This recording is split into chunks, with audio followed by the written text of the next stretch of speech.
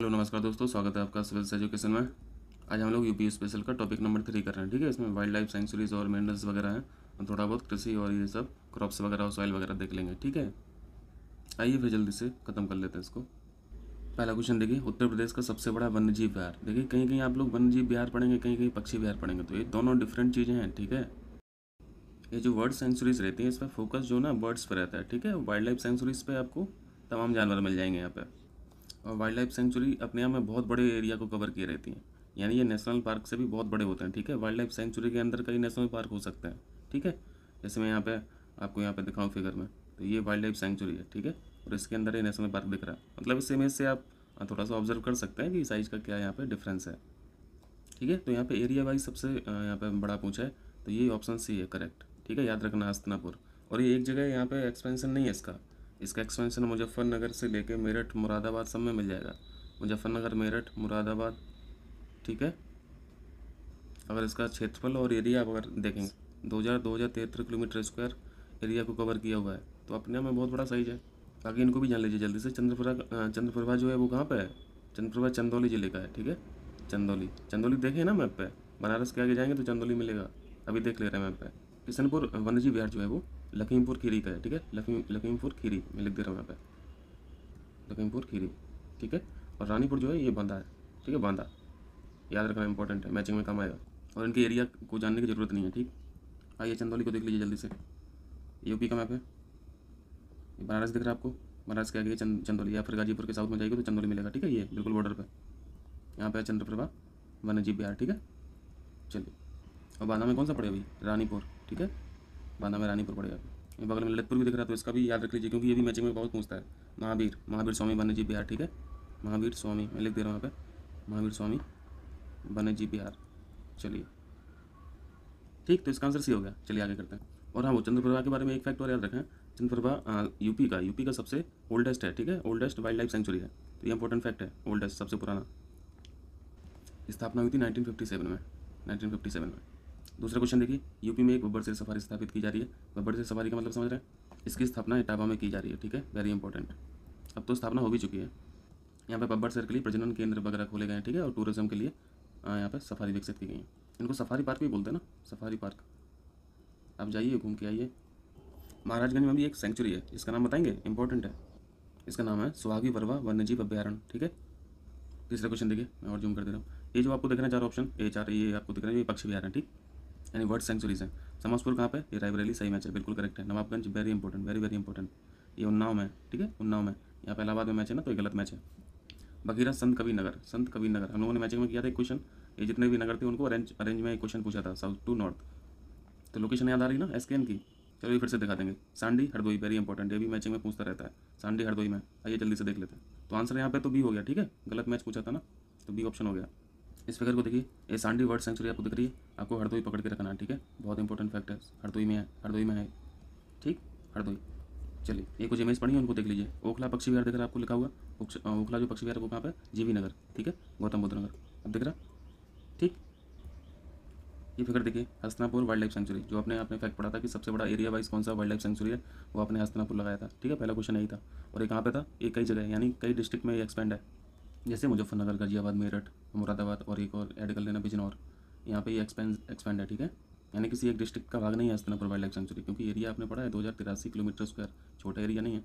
300 kilometre square का पूरा Maldives island है ना, तो आप आइडिया लगा सकते हैं सही से। ये फिगर दिखाने का पर्पज यही था कि ये जो आपको स्पीसीज दिख रही है गिद्ध की, तो याद रखना, यदि गिद्धों का यहाँ पे बेस्ट हैबिटेट पूछे यूपी में कहाँ पे है, तो वो हस्तिनापुर वाइल्ड लाइफ सेंचुरी में मार देना। ठीक है, अब जल्दी से आइए। संत कबीर नगर दिख रहा है आपको, महाराजगंज पे आइए, फिर नीचे आइए साउथ में एसकेएन दिख रहा है, संत कबीर नगर यहीं पे है। यहीं पे क्या पढ़े हैं? बखीरा। ठीक है, बखीरा पक्षी विहार, भूलना नहीं है। चलिए, और उस क्वेश्चन हम लोगों ने ऑर्डर भी पढ़ा था, अरेंजमेंट भी पढ़ा था। यहाँ पे एसकेएन यानी संत कबीर नगर पढ़ा था, फिर उसके साउथ में अम्बेडकर नगर पढ़ा था, फिर और नीचे आ जाएंगे तो आपको एसआरएन दिख रहा है, यानी संत रविदास नगर दिखेगा। ठीक है, तो ये जो नगर वाले डिस्ट्रिक्ट है ना, इनमें कन्फ्यूजन भी नहीं होगा। चलिए ठीक, तो आगे बढ़े, फिर इसका आंसर भी हो गया। चौथा क्वेश्चन देखिए जल्दी से, यहाँ पे मैच बताना समझ लेते हैं। बखीरा आपने अभी जस्ट देखा, कहाँ पे देखा? एसकेएन में देखा ना, संत कबीर नगर में देखा। तो ये तो यहाँ पे उन्नाव किया हुआ है, तो उन्नाव तो गलत है। उन्नाव में कौन सी पक्षी विहार है? उन्नाव में नवाबगंज है। ठीक है, नवाबगंज याद रखना, इंपॉर्टेंट है।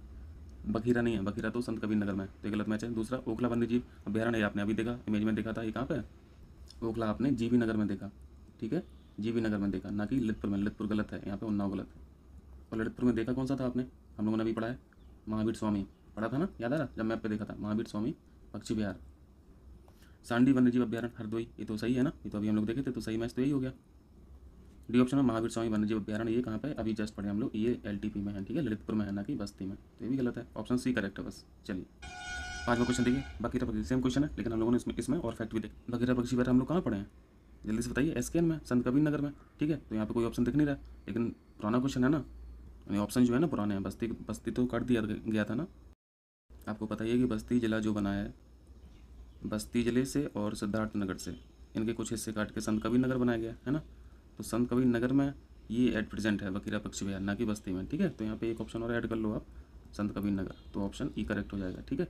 फैजाबाद अब रहा नहीं, अब अयोध्या है, ठीक है। अयोध्या में एक झील भी है बहुत इंपॉर्टेंट, याद आ रहा, दरबन झील, ये झीलें भी याद रखना है, ठीक है, पूछता है मैचिंग में, दरबन झील।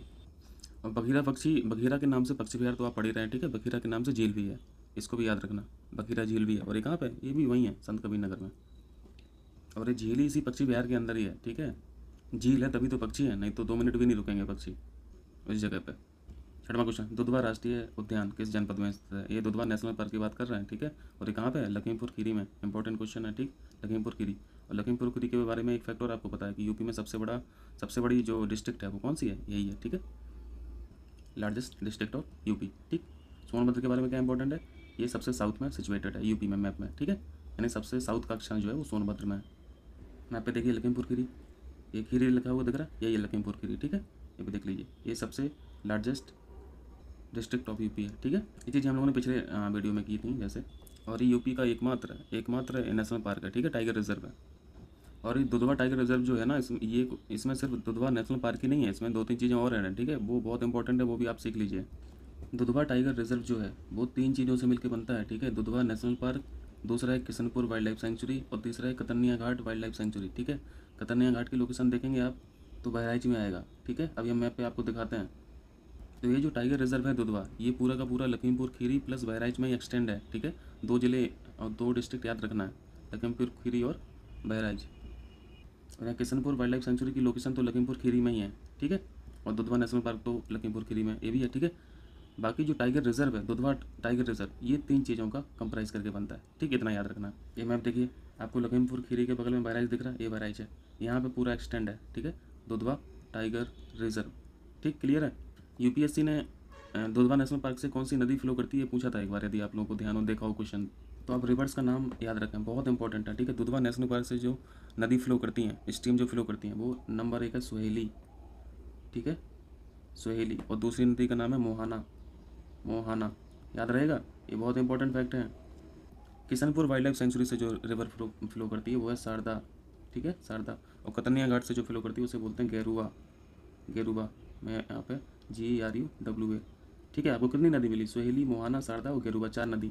ये चारों नदी आगे जाके मिलके कौन सी नदी बनाती हैं, घाघरा, ठीक है, घाघरा, यानी ये नदियाँ घाघरा की ट्रिब्यूटरीज हैं, सोहेली, मोहाना, शारदा और गेरुवा, ठीक। चलिए, और इंडिविजुअल पूछ ले तो तब भी लगा देना, जैसे पूछता रहता है दुधवा नेशनल पार्क में कौन सी नदी फ्लो करती है, सोहेली, मोहाना मार देना। 7वां क्वेश्चन देखिए, देखो इसी तरह के क्वेश्चंस मिलेंगे क्योंकि टॉपिक सेम है ना, इसी पे कर ही रहे हैं हम लोग, पक्षी विहारों पे, वाइल्ड लाइफ सेंचुरी पे। आगे जाके फिर कुछ क्रॉप्स वगैरह पे देखेंगे, पर देखते हैं वो उस पार्ट में हो पाता कि नहीं। 7वां क्वेश्चन देखिए, यूपी में नवाबगंज पक्षी विहार, हम लोगों ने इसको कर लिया, ये कहाँ पे, उन्नाव में, ठीक है, आंसर डी हो गया। रायबरेली यहाँ पे दिख रहा है, तो रायबरेली में कौन सा पक्षी विहार है, जल्दी से बता दीजिए, समसपुर, ठीक, समसपुर, याद रहेगा, सब मैचिंग में आने वाले हैं सब क्वेश्चन।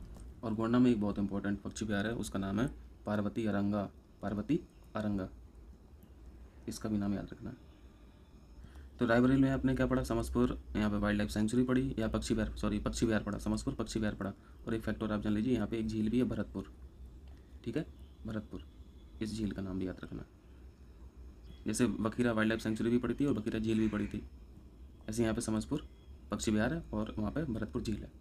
8वां क्वेश्चन, सुरहाताल पक्षी विहार स्थित है, ये कहाँ पे भैया बताइए जल्दी से, ये बलिया में है, ठीक है। अभी पक्षी विहार नहीं रहा, ये वाइल्ड लाइफ सेंचुरी हो गया, यानी वन्यजीव अभ्यारण्य हो गया।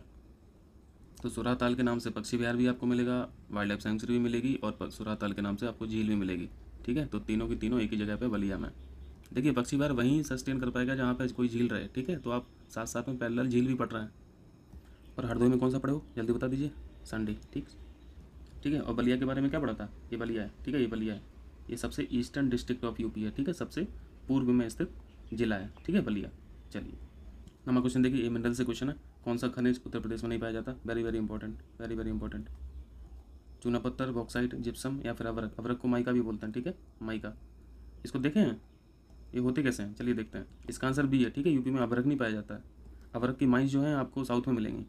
और अवरक के बारे में आपने जीएस में पढ़ रखा होगा कि सबसे बड़ी जो माइंस हैं, लार्जेस्ट प्रोड्यूसर ऑफ माइका है इंडिया में, वो कौन है, आंध्र प्रदेश, ठीक है, Andhra Pradesh, very very important.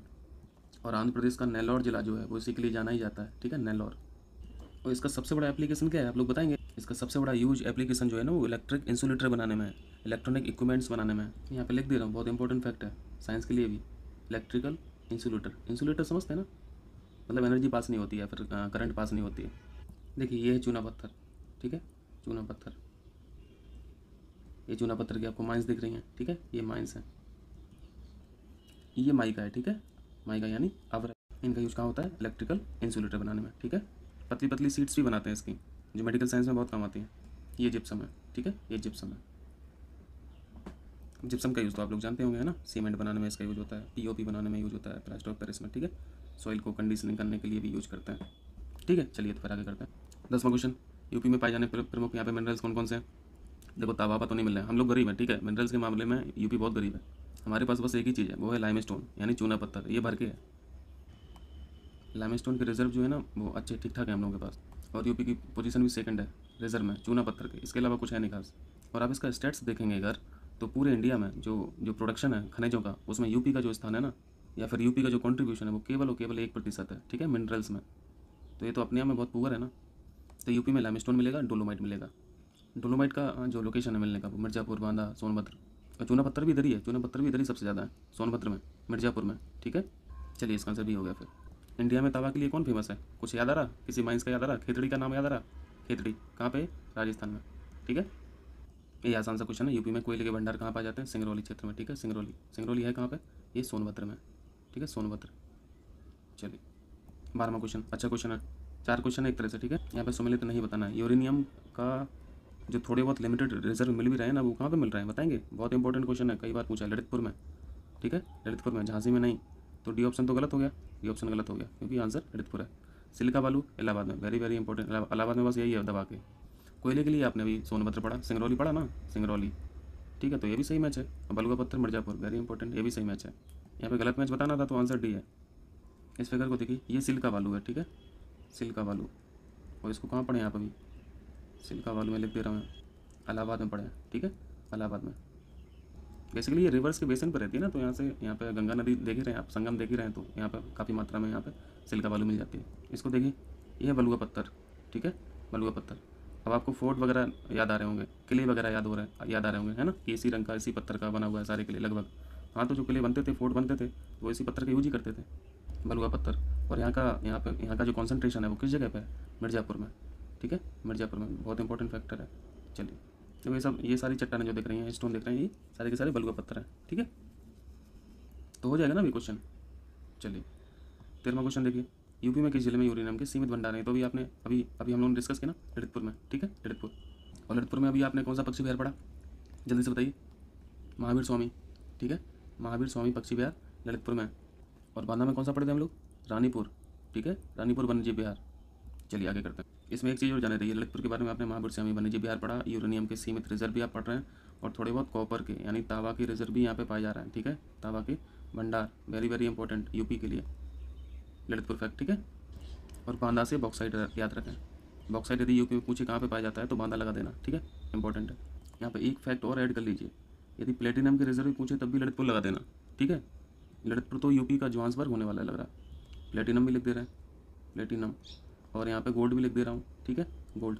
ये चारों फैक्ट बहुत इंपॉर्टेंट है फॉर ललितपुर। तो जब सोने वाली बात होगी तो फिर हीरे वाली भी बात कर लें, तो बांदा के लिए हीरा भी यहाँ पे ऐड कर लो। हीरा कहाँ पाया जाता है यूपी में, बांदा में, ठीक। 14वां क्वेश्चन देखिए, यूपी मूलतः एक कृषक राज्य है, हाँ भाई बिल्कुल है।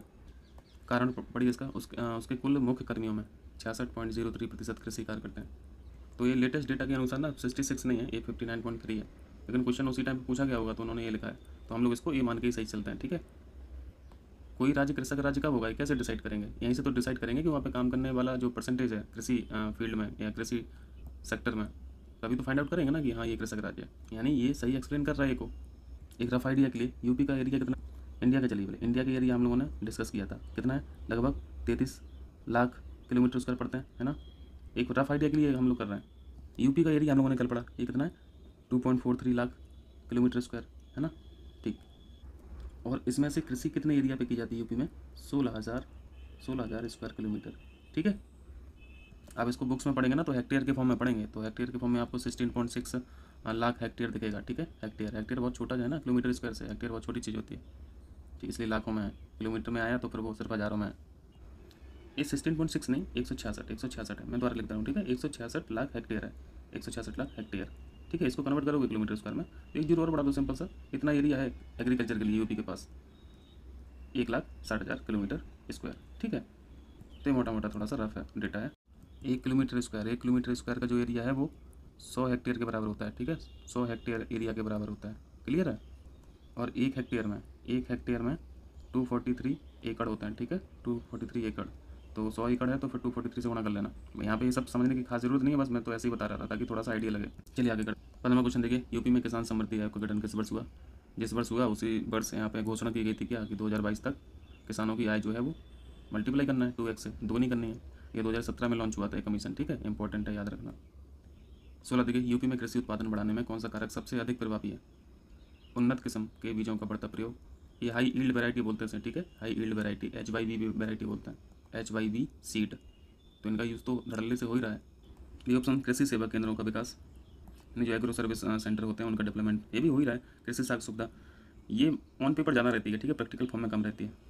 किसान को लोन लेना कितना टेढ़ी खीर है वही जानता है, वो जाता ही नहीं है बैंक में लोन लेना, क्योंकि इतना डॉक्यूमेंटेशन होता है कि वो वैसे डर के मारे भाग जाता है। वही हकीकत है भाई, छोटे आदमी को लोन मिलना आसान नहीं है। डी ऑप्शन देखिए, किसान क्रेडिट कार्ड योजना, ये भी ठीक है। कॉन्ट्रीब्यूशन सबका है, लेकिन यहाँ पे सबसे महत्वपूर्ण कारक पूछा था तो यहाँ पे ए ऑप्शन बेस्ट है। ठीक, एक किसान यहाँ पे नहीं जाएगा, यहाँ पे नहीं जाएगा, यहाँ पे नहीं जाएगा, लेकिन इसको ट्राई करने का जरूर सोचता है, क्योंकि उसके पास कुछ तो ज़मीन है, तो वो हाई रील वैरायटी के बीज जरूर परचेज करके एक बार ट्राई जरूर करना चाहता है, और करता भी है। जो किसान लोग होंगे वो समझ रहे होंगे, उनके पिताजी लोग करते होंगे। कभी नॉर्मल गेहूँ की जगह काला गेहूँ बोते होंगे। आजकल हरी मटर भी चल रही है, हरी मटर यानी सूखने के बाद भी वो हरी ही रहती है। तो ये सब हाई यील्ड वैरायटी वाले सीडी तो हैं। चलिए आगे करते हैं। 17वां क्वेश्चन देखिए, यूपी की नई शिक्षा नीति में कृषि विकास दर निर्धारित की गई थी। क्वेश्चन पुराना है, ठीक है, ये 2004 का है, कोई मतलब नहीं है। लेकिन अभी जो लेटेस्ट डेटा है, अभी यहाँ पे जो विकास दर है वो 5% है। ठीक है, 2005 की जो कृषि नीति थी ना, उसमें जो टारगेट डिसाइड किया गया था 4% वृद्धि का, और ये टारगेट कब तक था, 2020 तक का। लेकिन 2020 से ही पहले अचीव हो गया। आज का अगर प्रेजेंट का देखें तो 5.1% ग्रोथ चल रही है एग्री सेक्टर में। ठीक है, कृषि क्षेत्र में। तो आज का आंसर डी लगा सकते हो, लेकिन यहाँ पर निर्धारण पूछ रहा है, तो निर्धारित तो 4% ही की गई थी। तो अभी इस क्वेश्चन को स्किप कर दो, ठीक है, क्योंकि इसमें डेटा जो है ना वो पुराना है। जो यहाँ पे बताया गया बस वही जान लीजिए। 18वां क्वेश्चन देखिए, देश की कुल कृषि योग भूमि का कितने प्रतिशत यूपी के में स्थित है। तो यूपी का तो जान लियो ना, 166 क्या था, लाख था। ठीक है, लाख और हेक्टेयर था साथ में। इसको हम लोगों ने कन्वर्ट किया था किलोमीटर स्क्वायर में, तो वो कितना आया था, 1,60,000, है ना, 1,60,000 किलोमीटर स्क्वायर। ये एरिया जो आया था ये एग्री एरिया है, मतलब कृषि वाला यहाँ पे क्षेत्र है। एग्री एरिया मैं लिख दे रहा हूँ, एग्री एरिया ऑफ यूपी। ठीक, जिसे बोलते हैं शुद्ध कृषित क्षेत्रफल, मैं हिंदी में लिख दे रहा हूँ, शुद्ध कृषित क्षेत्रफल। ठीक है, तो हम लोगों को यहाँ पे परसेंट में बताना है ना, तो इंडिया का पता होना चाहिए कि इंडिया में कितना यहाँ पे कृषि क्षेत्रफल है, तो उसका डेटा जान लीजिए। यहाँ पे इंडिया का मैं लिख दे रहा हूँ 1,410 यानी 1410 लाख। ठीक है, लाख हेक्टेयर ये कृषि योग्य भूमि है। ठीक है, और यूपी में कितना पड़ा था, 166 लाख, यहाँ पे कितना है 1,410 लाख। तो इसका परसेंट निकाल लेना, तो परसेंट लगभग 15% आ जाएगा। ठीक है, 15%, तो ये ऑप्शन हो जाएगा। ठीक, और इन सब डेटा की भी बहुत ज़्यादा ज़रूरत नहीं है, आप मोटा मोटा याद रखिए कि यहाँ लगभग 15% हमारे पास कृषि योग्य भूमि है, अगर इंडिया से कंपेयर करें तो। नहीं तो फिर अभी आप लोग कहने लगेंगे कि गणित पढ़ा रहे हो भाई, कि जीएस पढ़ा रहे हो। देखिए क्वेश्चन फिर से पूछा गया, कृषि योग्य भूमि का लगभग कितना प्रतिशत यूपी में, अभी आपने देखा 15%। ठीक है, 20 यूपी का जो ट्रेडिशनल भूमि या लैंड को मापने का जो का ये यूनिट है वो क्या है, बीघा बोलते हैं। ठीक है, बीघा चलता है यहाँ पे, और ये बीघा का मेजरमेंट भी अलग अलग है। मतलब यूपी में भी आप यहाँ पे वेस्ट में जाएंगे तो अलग यहाँ पे मेजरमेंट मिलेगा, साउथ में यानी बुंदेलखंड में जाएंगे तो वहाँ पे 1 एकड़, वहाँ पे एकड़ चलता है बुंदेलखंड में, और 1 एकड़ बराबर 2.54 बीघा होता है। ठीक है, तो ये जो 1 एकड़ बराबर 2.54 बीघा जो दिख रहा है ना अमाउंट, ये कई जगह वेरी करता है। ठीक, कहीं कहीं 3 बोलते हैं, कहीं 2.5 बोलते हैं, कहीं 2 बोलते हैं, कहीं 1.5 बोला जाता है। ठीक है, तो जो स्टैंडर्ड मेजरमेंट है 1 एकड़ बराबर 2.54 का ही है। ठीक, चलिए आज इतना ही रहने देते हैं, शाम को शुरू करते हैं आगे के क्वेश्चन इसी टॉपिक के। ठीक है, बहुत बहुत शुक्रिया आप लोगों का।